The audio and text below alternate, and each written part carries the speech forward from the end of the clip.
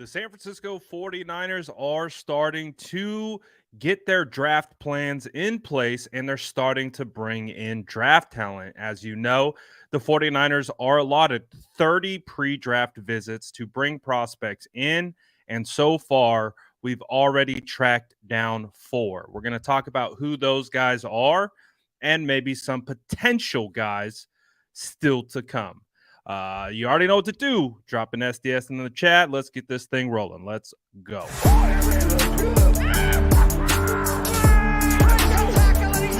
Smash that like button if you haven't already. Love to see it.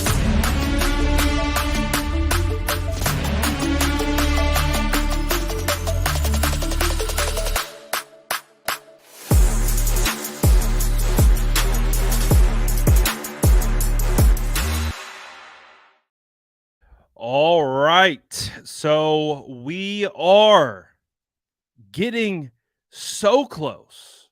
So close to the NFL draft. It's crazy, man. The offseason can be long, but it is going to go by in a blink of an eye. But I do believe that we are starting to get a better idea of who the 49ers could be potentially targeting. We're at least getting some ideas from a positional standpoint. We're obviously getting some names to add to that. But I think, again, what this is really cool for is being able to, again, start to pinpoint certain traits or like kind of player archetypes that I think the San Francisco 49ers could be targeting. Obviously, they're bringing these guys in. So we're going to take a look at them, discuss them, and maybe put together a little wish list of other prospects that we want to see coming in. Shout out to all the SDS. Appreciate you guys hopping in here. Let's get into this. I read this as this live sounds like a beignet. Justin met banger. Shout out to all the SDS. Appreciate you guys hopping in here. I don't know if you guys have seen this list yet, but it is a phenomenal list. And I hope you guys, if you have an opportunity, and if you're not already following Steph Sanchez, shoot her a follow at Steph49K and also her YouTube. She, like, this goes back to the NFL Combine when we were at the NFL Combine together. She's been working on this document that has been tracking the San Francisco 49ers contact with prospects dating all the way back to, I believe, the East-West Shrine Bowl.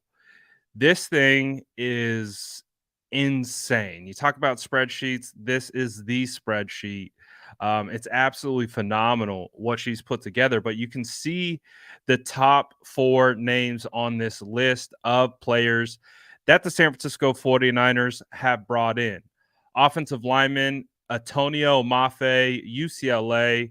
Linebacker Marte Mapu. I apologize to my Polynesian brothers if I'm absolutely destroying their name, but he's out of Sac State. That's a local kid. Safety Jordan Howden out of Minnesota, and edge Yaya Diaby, Louisville. First thing that jumps out, these names are phenomenal. I really do believe a little bit in name value.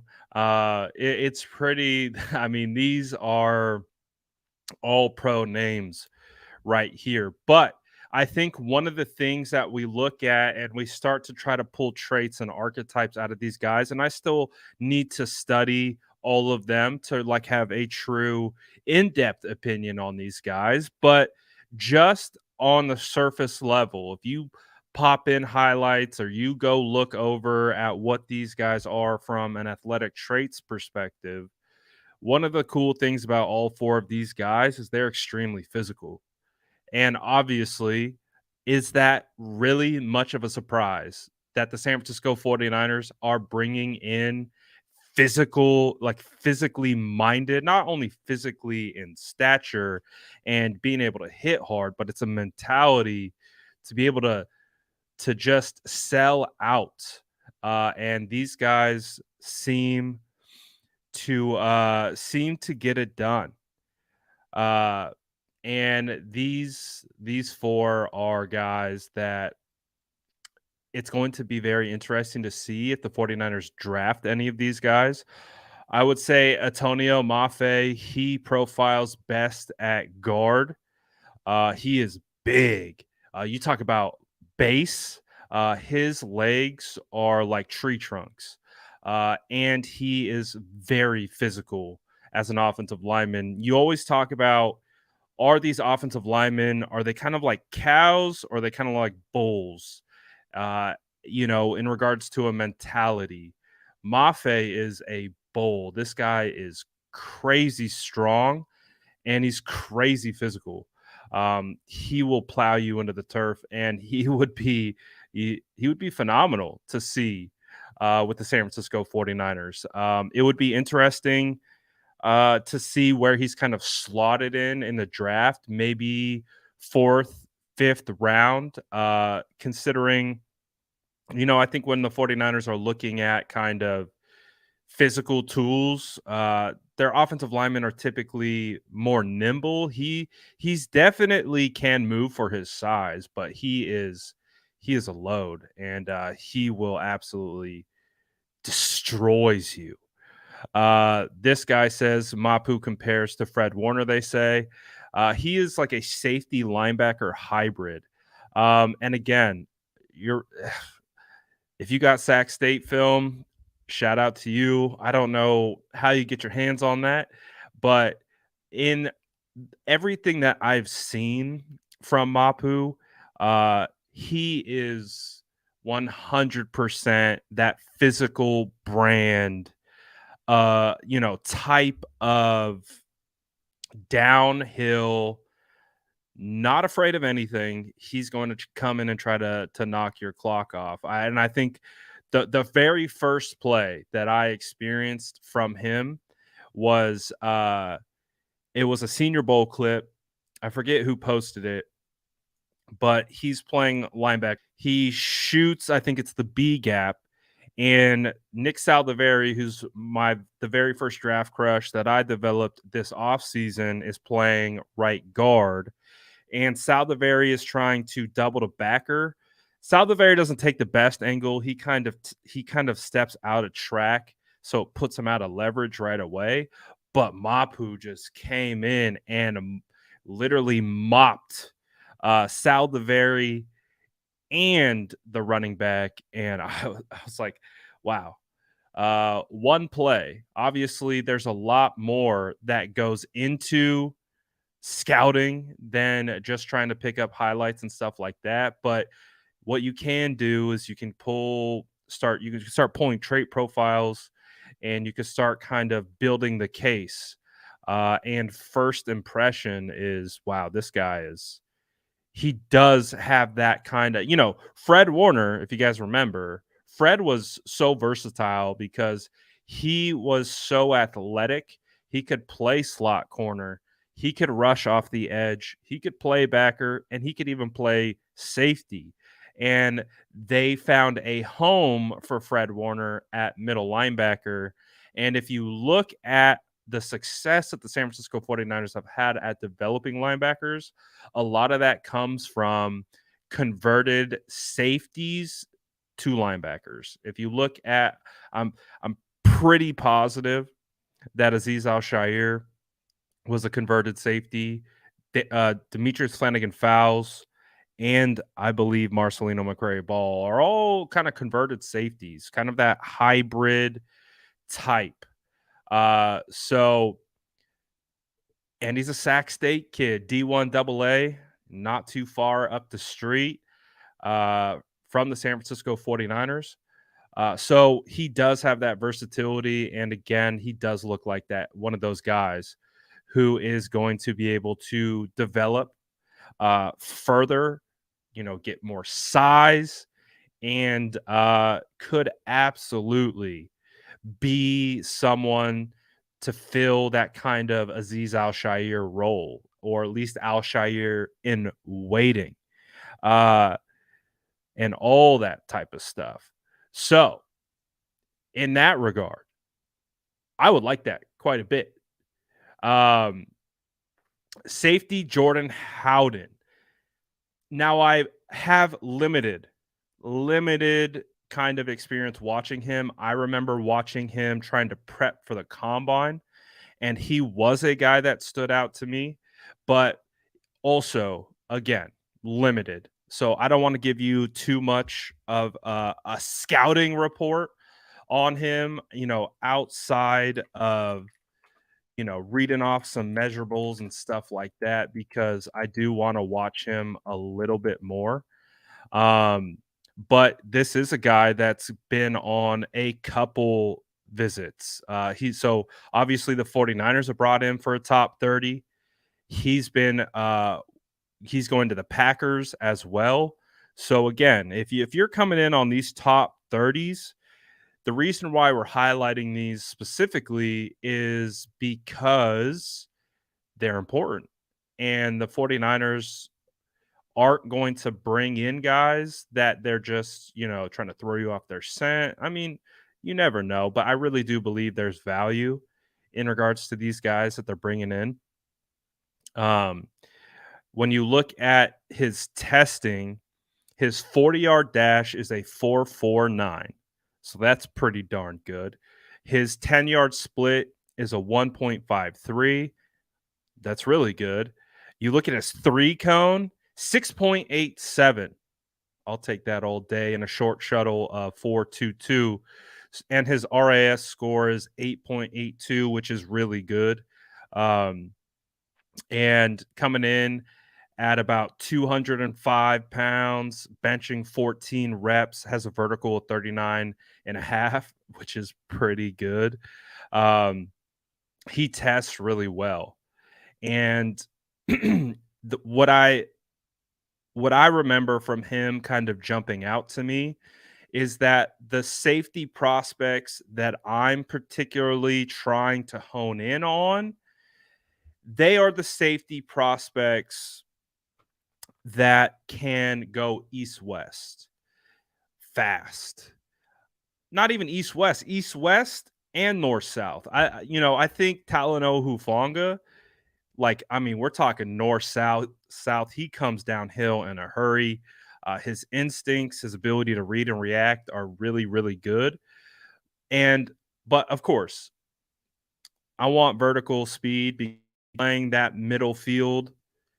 When you have middle field closed and you're dropping back in single coverage, you got to be able to jet to the sidelines based on potentially where the quarterback is trying to target you. So that's kind of where, when I'm looking for a safety archetype for the 49ers, I'm looking at a guy who is very athletic, that can track things down, has really good pursuit ability, and can really go after these guys in coverage, which is really, really what I'm looking forward to potentially seeing. And when you look at his snaps broken up, he played over 1,200 snaps in the slot. He played 912 snaps at single high safety, and he played 597 snaps in the box over his college career. So he has that experience of being able to come down into the slot, play deep middle, and play in the box. And that to me feels like what the 49ers should go after. And so I am excited that that is an archetype that they are kind of going for. Um, Justin says, do you think it would be beneficial to pair Hufanga with another safety who is more of a ball hawk like Jair Brown? 100%. 100%. That's who I'm looking for. I posted one of my first mock drafts from PFF. PFF wasn't too kind to me about the grade, but in regards to that, I forget how to say his first name. Gervarius. I think it's Gervarius Owens out of Houston. He's that type of archetype.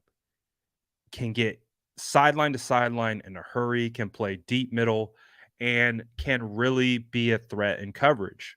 So that's where I would be looking at. I would agree with you, Justin. I think that's kind of where you're at as well. It's like we're kind of looking for that coverage guy to be able to like lock down the back end because ultimately what I want is I want Talanoa Hufanga to have that ability to go free range, to be able to play instinctually. If he sees something close near the line of scrimmage, I want him to jump on it. But I also want to know that we have a security blanket on the back end who can cover a lot of ground uh, and really kind of play that coverage role. So Jordan Howden, again, interesting. Interesting just in regards to pulling traits and kind of like the player archetype that comes with it. But the next one, and I know Justin, I know you've dropped his name in this chat before. And this was a guy that again, when I've talked about my combine experience, I talked about like not going into the combine, just really not knowing a lot of who these guys were and kind of being okay with that just because as you guys know, the NFC Championship game, we went deep. The 17 game season pushed a week back, so big time behind on draft season and getting to know these guys because I was so locked in on the season and how the 49ers were doing. But Yaya was a guy who stood out to me from the interviewing process.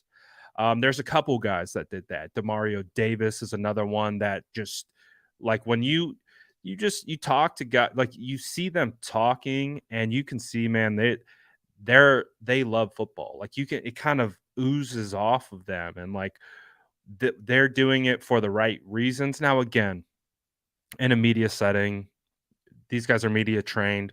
So take it with a grain of salt, right? But you can always kind of get a sense of kind of where the energy's at. And he was a guy that I loved his story. I posted it earlier.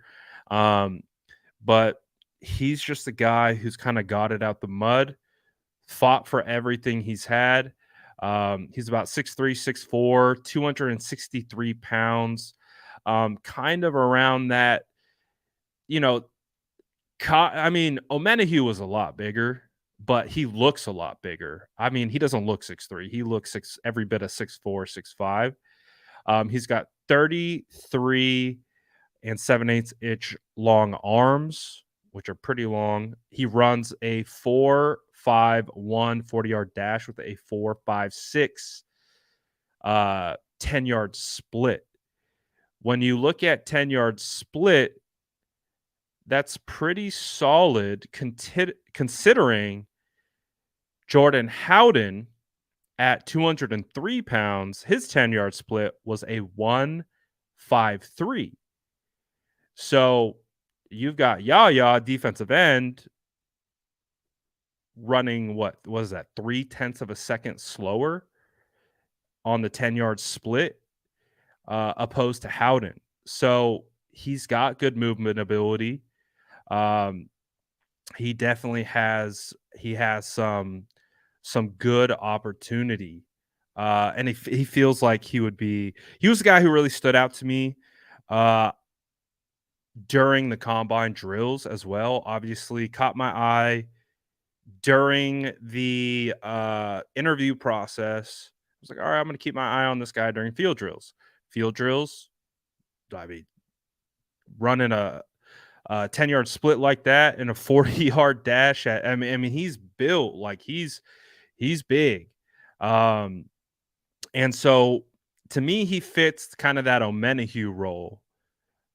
He fits kind of that situation where he can rush from the outside, but also kick down over the guard. Can be one of those rotational guys. So I like all these guys. And again, I think when you try to start to pull characteristics and traits, you're starting to kind of piece it together. Again, I think football character is huge for the 49ers.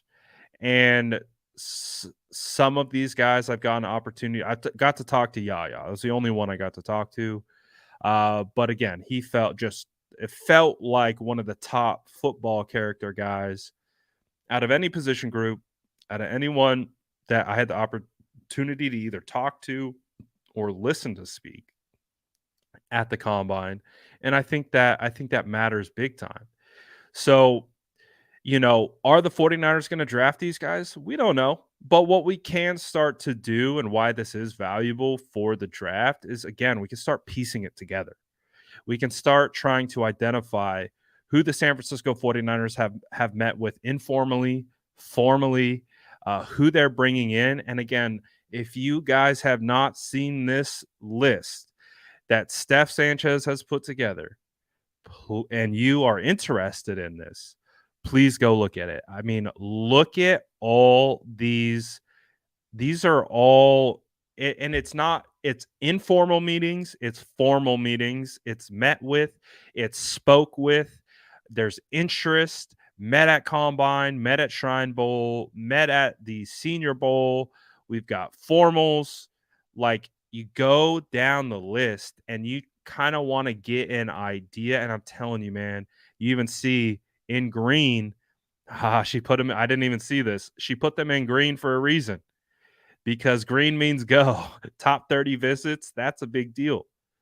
So that's why, like, if you guys like this stuff, I mean, she's even got local pro day invites on here. You can start to see the local pro day invites. Um, I mean, she's this thing is insane. Like, we were like filling this out because we were all at the combine going back and forth, and I found myself looking at this more than like my own notes. Um, it was crazy, but it's a phenomenal list, and definitely go check it out, and all that good stuff. It's definitely worth a little watch, or not a little watch. It's definitely go worth checking out, because it's a phenomenal list. Um, really, really is, and all that good stuff. I'm surprised it took this long to come up, Luke. I really am. I really am surprised. But shout out to you guys. Yeah, I'm sure you guys noticed. We got I got the timeline moving a little bit last night, and I just what a situation that turned into. But I do want to address it a little bit. I don't want to get too crazy on it, because it's obviously kind of taken on a life of its own. Um, and of course, I'm sure you already know what it is.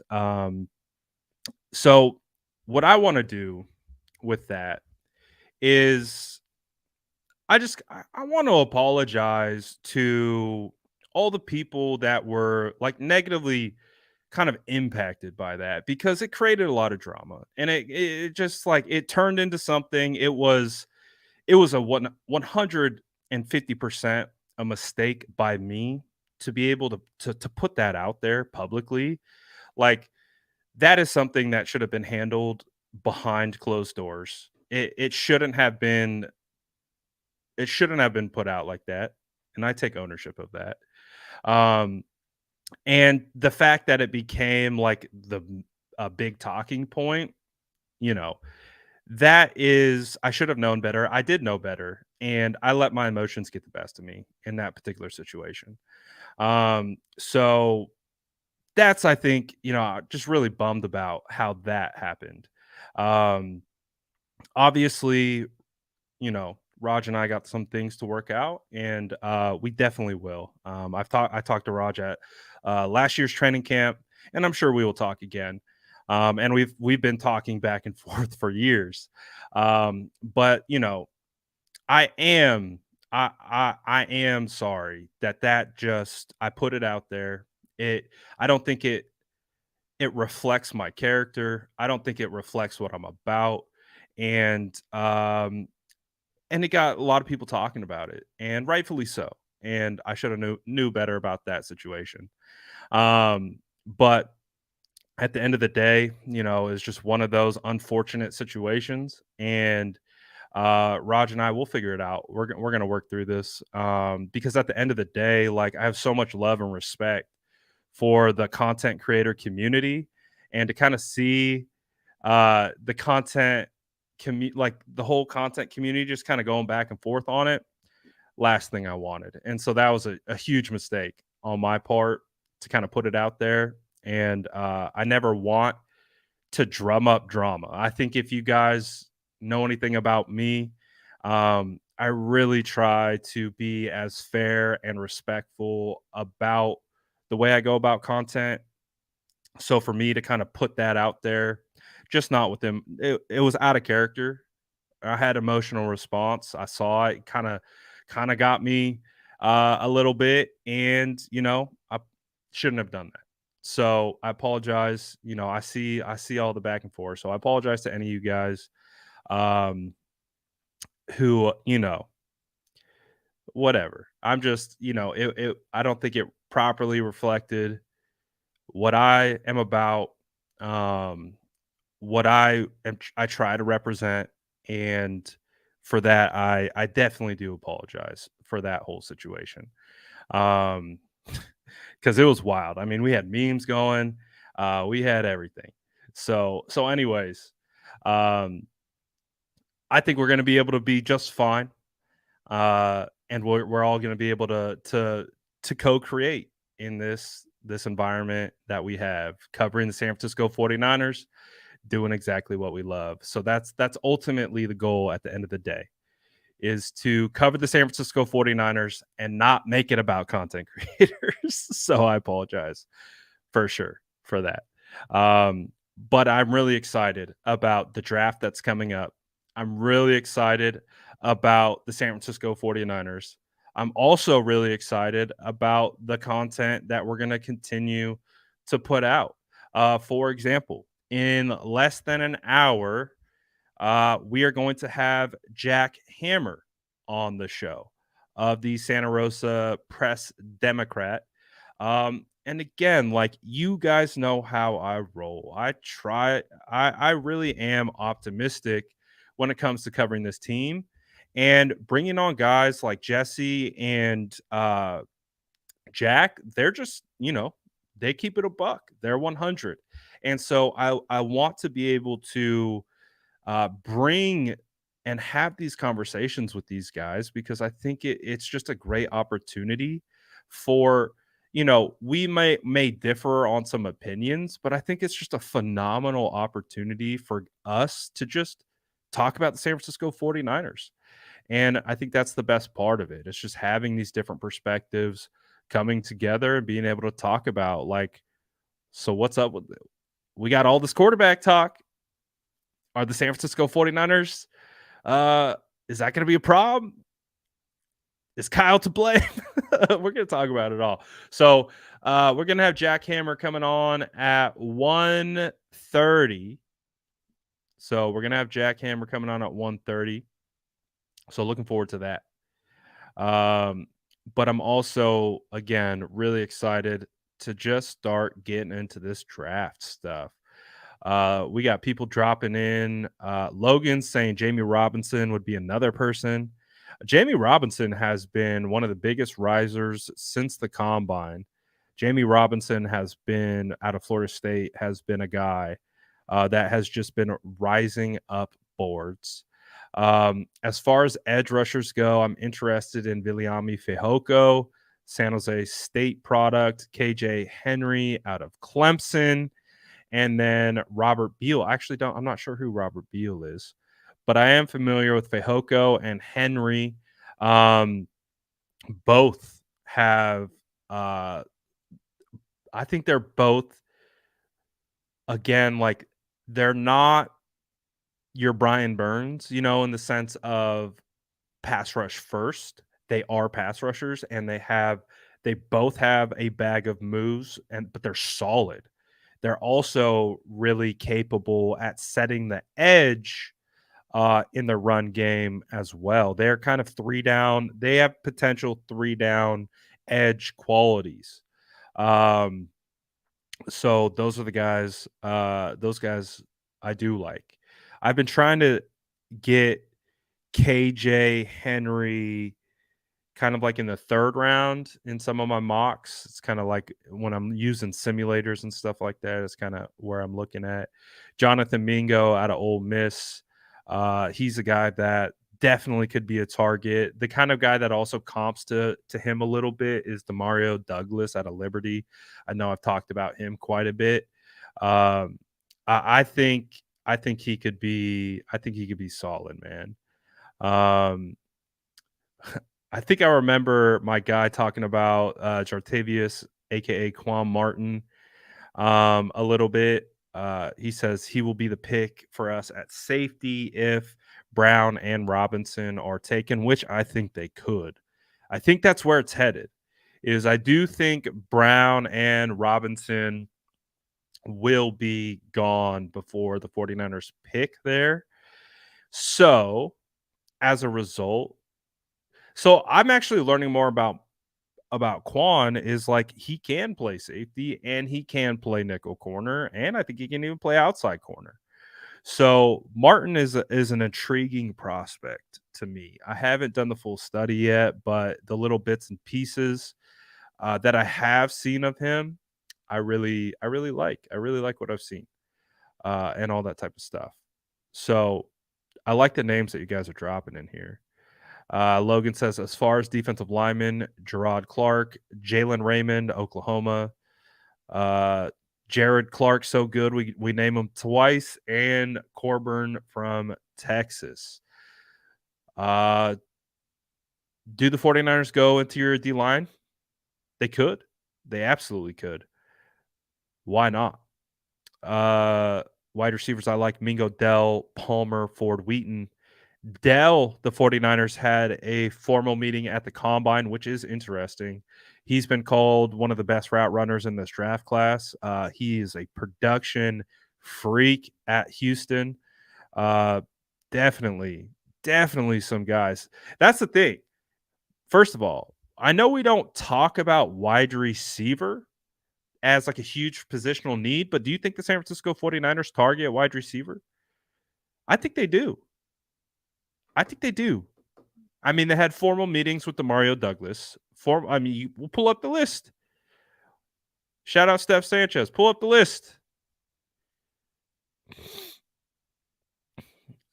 What are some can I even do this by I'm not good at Excel, I'll be honest. Met with combine. Oh, she's got it even positionally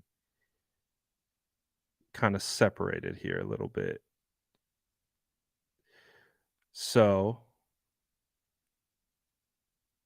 she had Nico Romihio on her channel actually. Right here. Demario Douglas met formally. Braden Johnson has spoken with. Met a couple guys at the Shrine Bowl. Dallas Daniels out of Jackson State has met with the 49ers. Man, there's so many names on this list. Jake Bobo met with Combine. Jason Brownlee met with Combine. Grant Dubose, who's I like a lot, met at the Combine. I don't know how to say his name.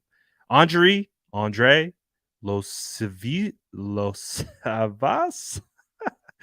Princeton wide receiver who I thought had one of the most eye-opening combine performances was thinks he met with the 49ers at the combine. Xavier Hutchinson, Iowa State, met with at combine and Senior Bowl. So again, if you want to start to kind of like piece this stuff together, Jacob Copeland, Maryland, met at combine. You want to start piece this stuff together, like go check out Dontavian Wicks, met formally at the combine. I mean, she's got this on lock. Jonathan Mingo met formally at the combine. So the 49ers are definitely I think, in the game for a wide receiver. So it'll be it'll be fascinating to really see. Um, I do think that the 49ers target a wide receiver. I think it happens. I don't think it has any direct correlation to like Brandon Ayuk or any of that type of stuff. But you start to look at like again, go to Steph's list. Tons of wide receivers are meeting, and of course, you got to do your homework. That is for the 49ers.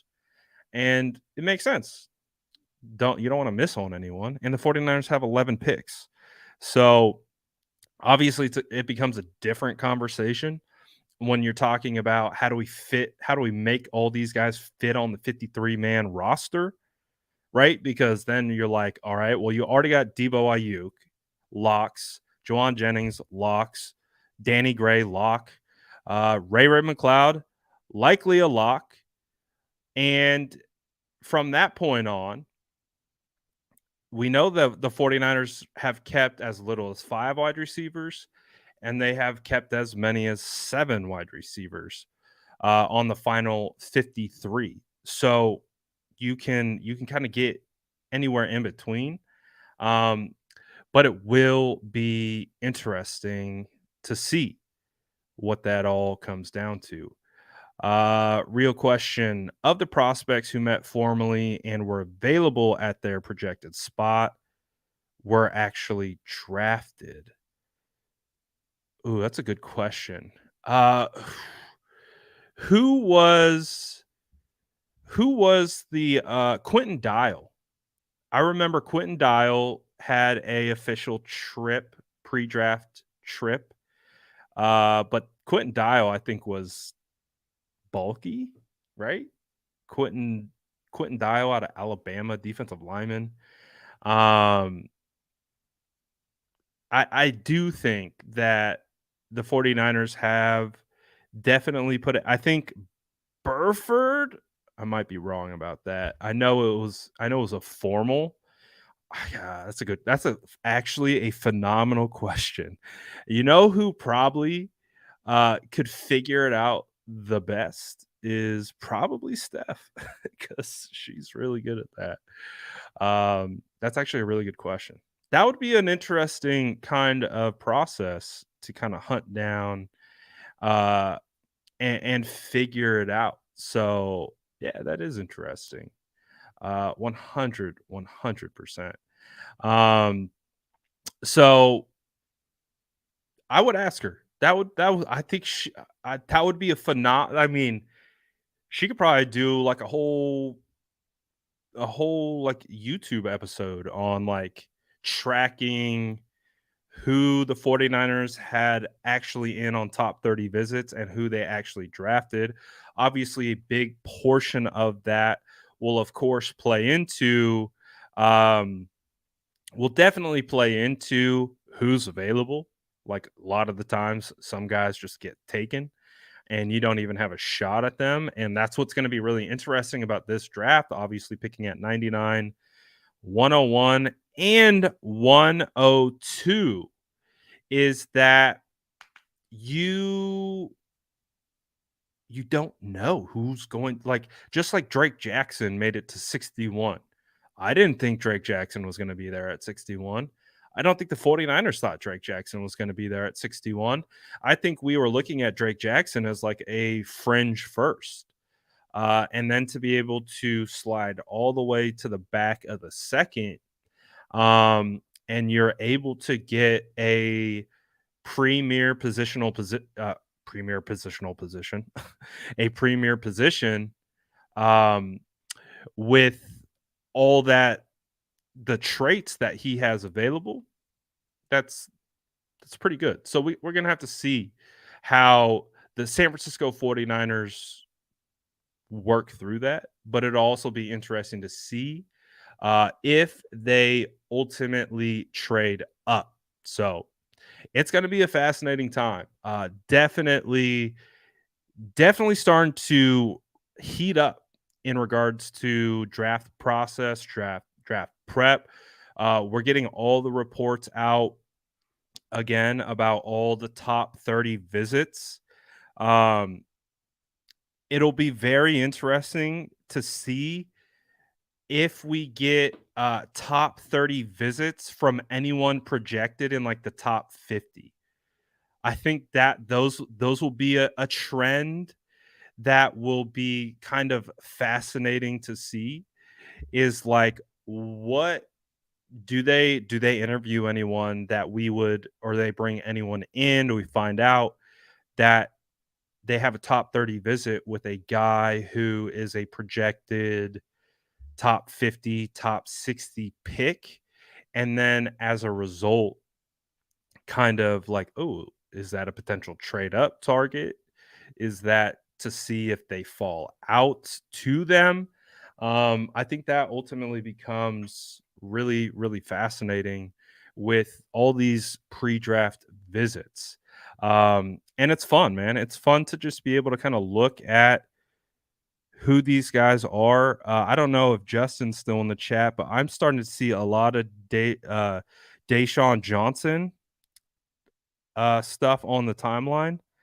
Toledo interior defensive lineman. I mean, my guy Justin has been all over these defensive line prospects, but I've seen like 2 or 3 Deshaun Johnson posts come across recently.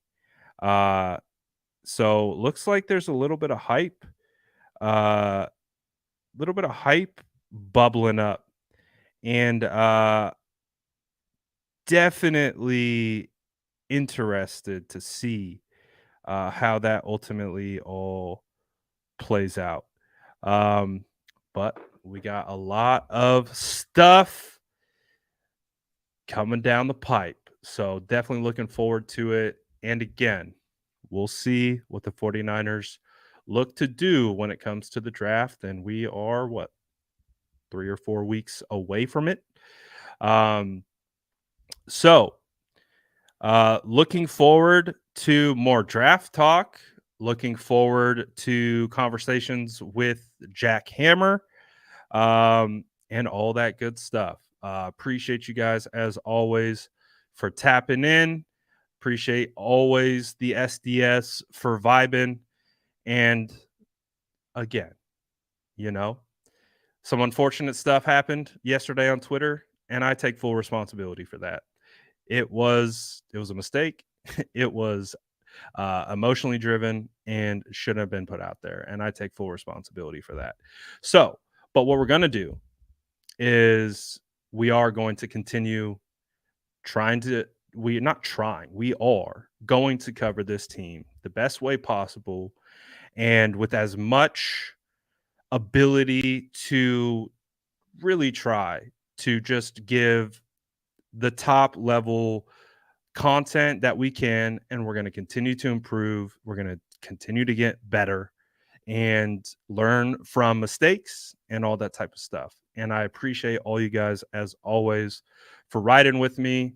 There's going to be little bumps and bruises along the way, but hey, we're here to stay. I appreciate you all, and I'm out of here for now. I'll be back on in about 30 minutes. Appreciate y'all. Peace.